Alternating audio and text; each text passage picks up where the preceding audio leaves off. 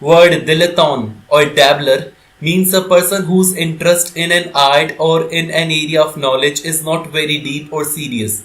In this video, word dilettante will be used. Watch this video carefully. Well, let's look at the experience of babies in their daily lives. Well, when babies interact with their caregivers, or anyone else for that matter, they get to see faces, they get to hear people talking to them, they get touched, they smell things, they taste things, they're moved. So babies have these very rich multisensory experiences on a daily basis, and when you combine that with the plasticity and openness of the nervous system to experience, what you've got is the acquisition of knowledge, in fact. So let's start at the beginning and ask, what do babies know at birth? Well, the famous American philosopher psychologist suggested, and this is known by everyone, William James, that the newborn mind basically experiences blooming, buzzing confusion.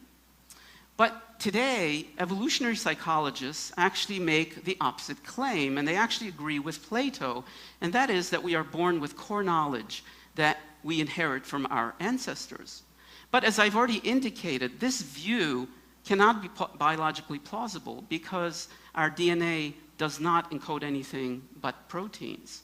So therefore, we need an alternative view to this one. And what I'd like to suggest is a view that many today in developmental science hold, which is that knowledge comes from development itself, from all those developmental interactions that I showed you before.